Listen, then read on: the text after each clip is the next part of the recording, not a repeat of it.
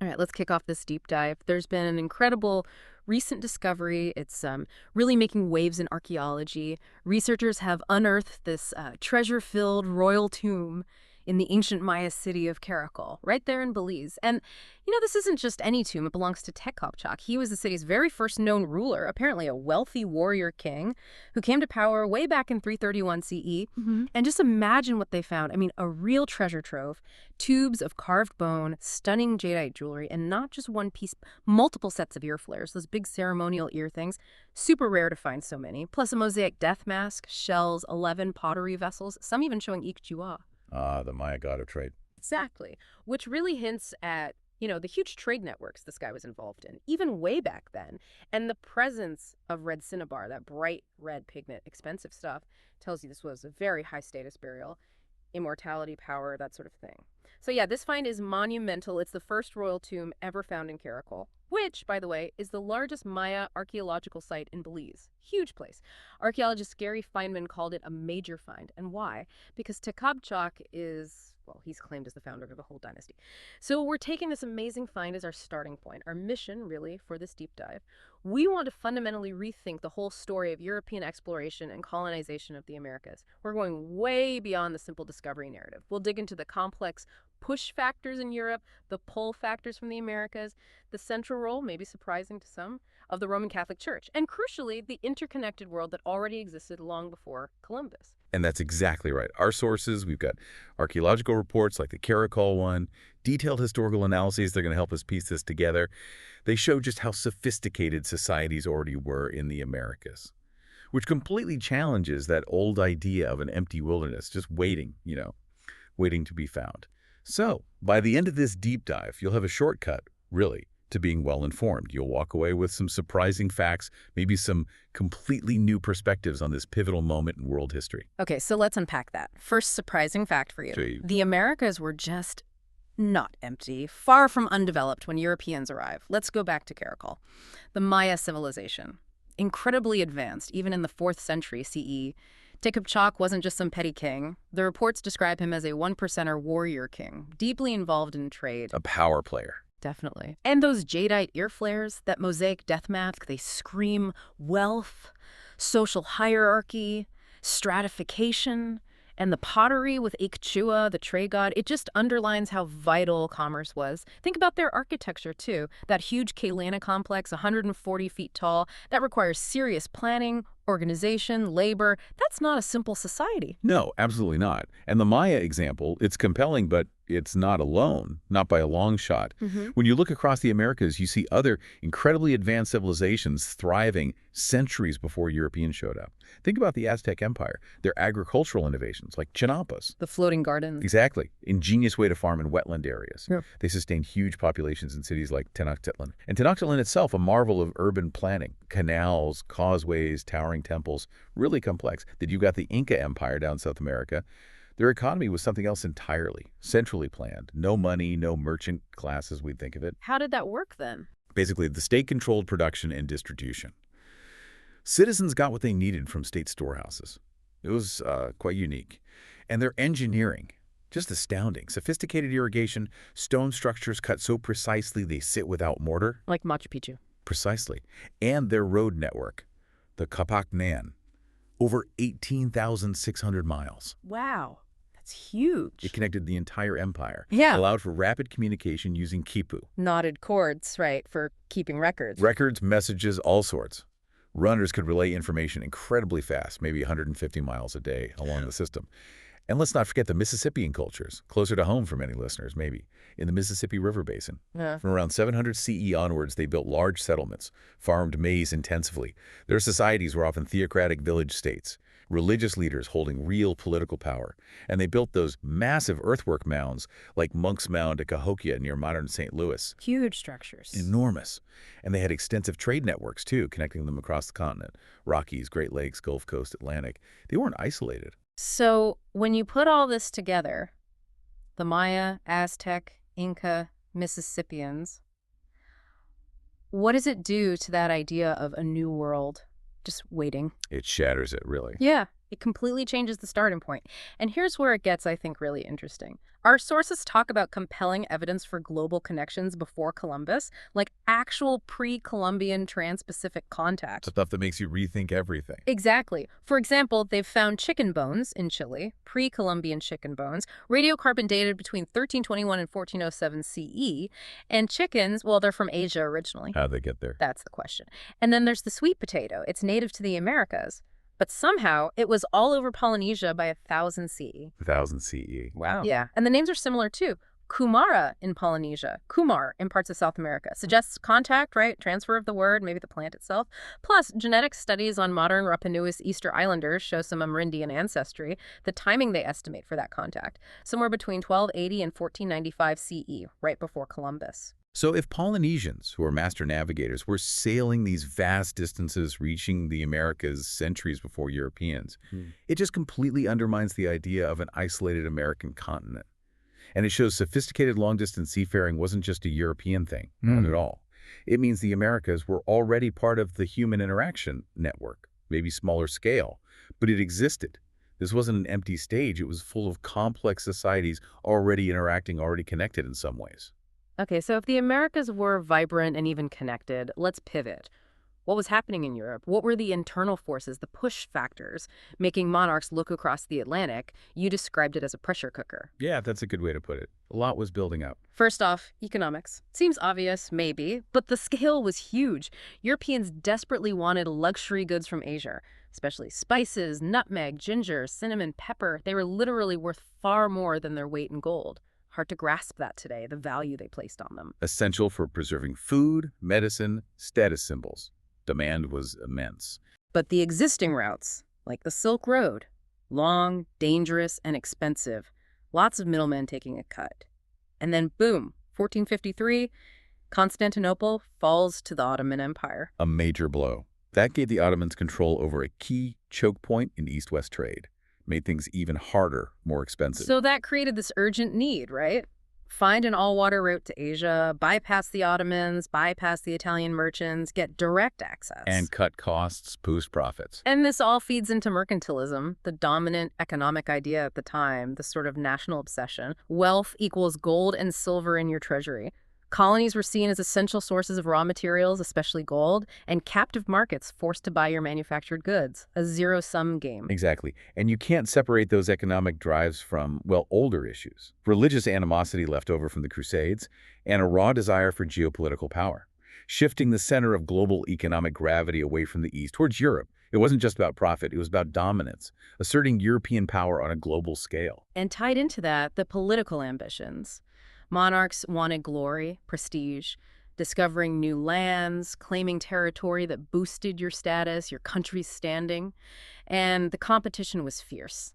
Portugal and Spain initially led the charge, but then England, France, the Netherlands all jumped in. Leading to very aggressive colonization efforts, everyone trying to outdo each other. That Treaty of Tordesillas in 1494 is wild when you think about it.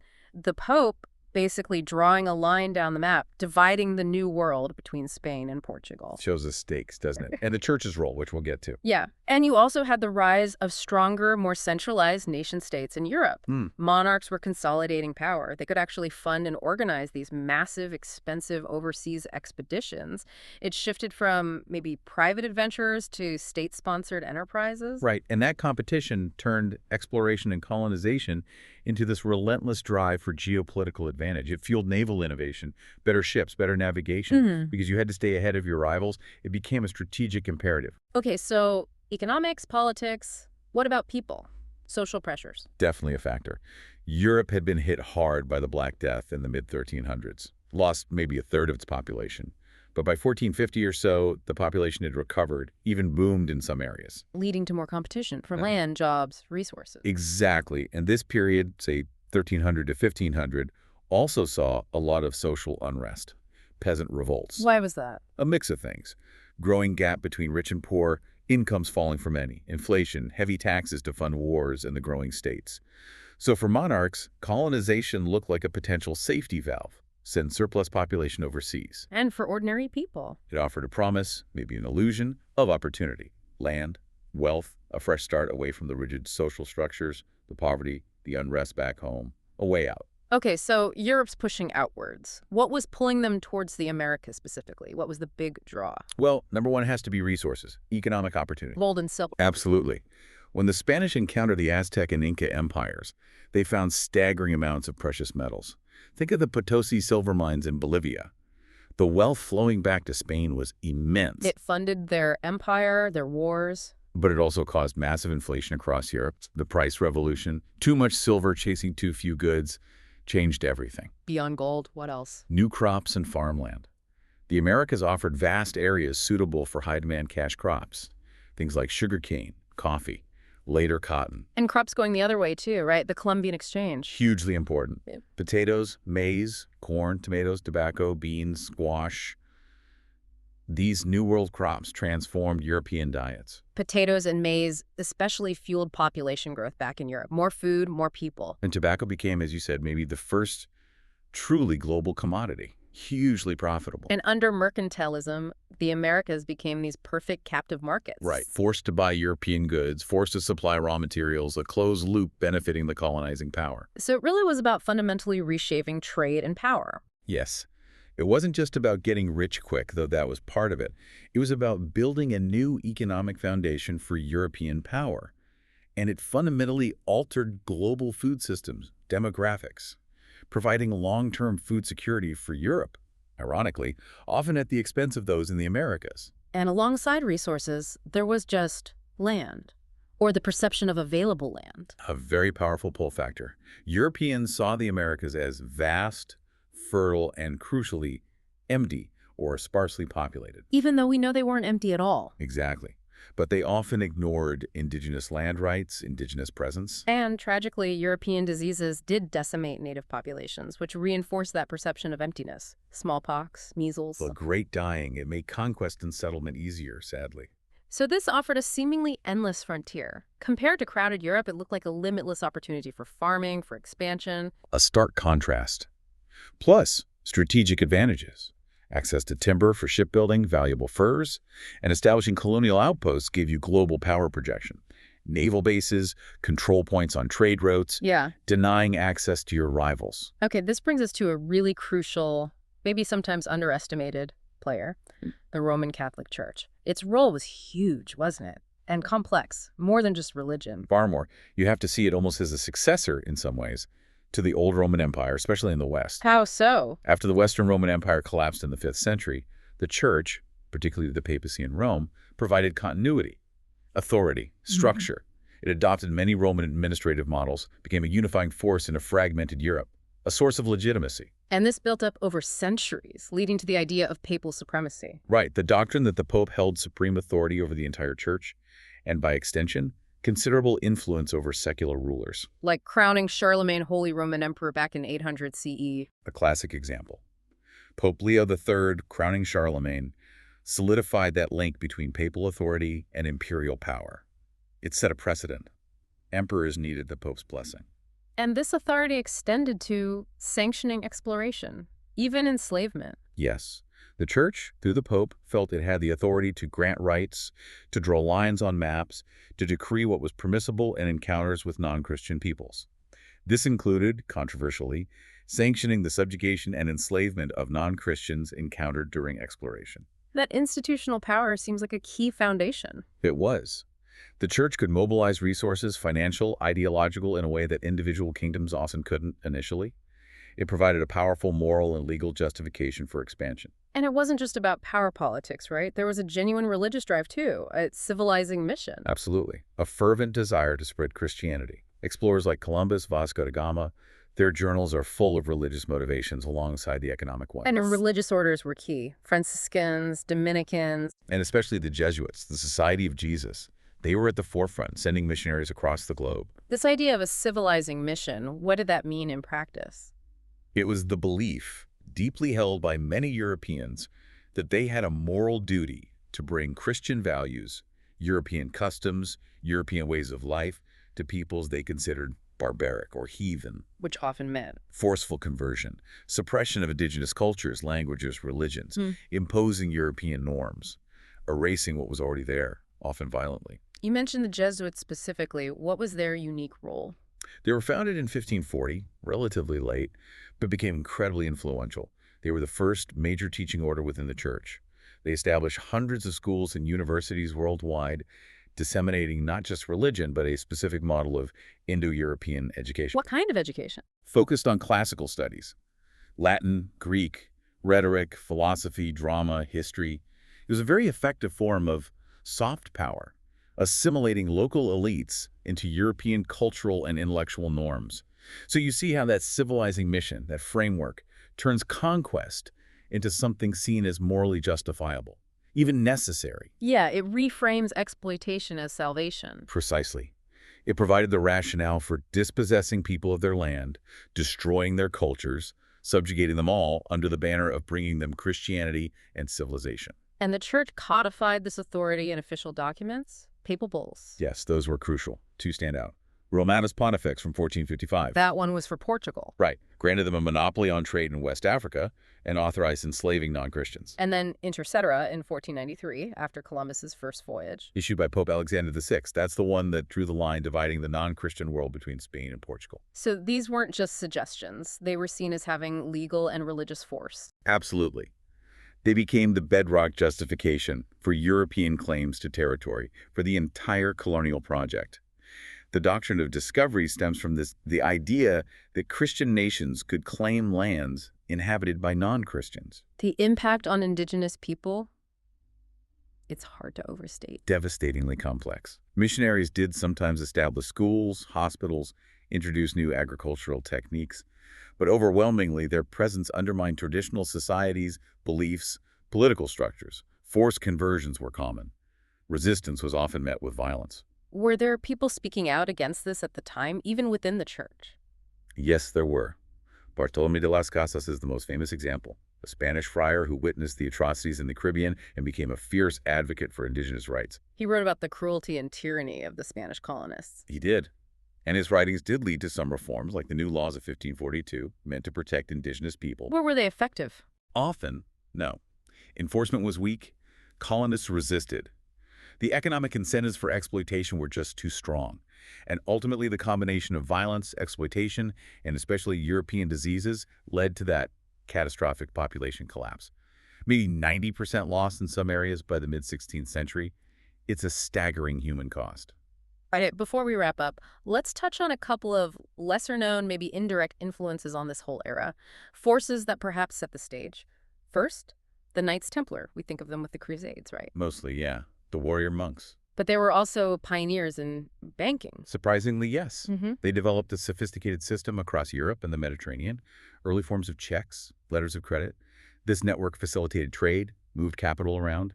That kind of financial infrastructure was really important groundwork for funding later, larger-scale ventures like transatlantic voyages. And they had ships, too. A big fleet, actually. By the 13th century, one of those advanced in Europe, used for trade, transporting pilgrims and crusaders, and there's connection to Portugal's exploration push, Prince Henry the Navigator. Key figure. He drew heavily on the resources of the Order of Christ, which was essentially the Portuguese successor to the Templars after the main order was suppressed. Their wealth helped fund his expeditions. Interesting connection. And the other group, Barbary pirates. How do they fit in? They operated out of North Africa, mainly from the 16th to the 19th century. They weren't colonizers themselves, but they were a major disruption. Terrorizing Mediterranean shipping. Exactly. Raiding ships, coastal towns, taking goods, enslaving captives. European powers often had to pay tribute to them for safe passage. So how did that influence exploration? Well, this constant threat in the Mediterranean forced European nations to invest heavily in naval technology. Bigger, better warships, improved tactics. It contributed to the rise of powerful state navies. And crucially, it made the risky Atlantic routes look potentially safer, or at least like a necessary alternative to the pirate-infested Mediterranean. So it indirectly pushed people to look westward, maybe develop the capabilities needed for ocean voyages. You could argue that. Yeah. It was another pressure point, changing the strategic calculations. Okay, so stepping back, looking at everything we've covered, what's the big takeaway? This deep dive, starting with that tomb in Caracol, it shows European exploration wasn't just some simple discovery of an empty land. Not at all. Far from it. It was this complex storm, right? Yeah. Powerful push factors from inside Europe. Economic desperation, political rivalry, social unrest. combined with compelling pull factors from the Americas, incredible resources, farming potential, that perception of available land, and underpinning it all, the Roman Catholic Church, providing the justification, the framework, the institutional muscle. And that understanding just completely complicates the standard narrative, doesn't it? Yeah. See, it wasn't discovery, but a collision, a profound geohistorical shift where sophisticated existing civilizations already connected in some ways were violently disrupted, overthrown, and the legacies of that collision, political, economic, cultural, demographic, they're still shaping our world right now in ways we maybe don't always see clearly. So as you think about all this, here's something to chew on, a final thought. How do the stories we still tell ourselves about this era, these narratives of discovery and civilizing missions, how do they continue to shape how we understand power today? How we think about progress, about who belongs where, about global inequality? Do those old stories still, perhaps subtly, influence our view of the world? And what might we be missing about our present because of them?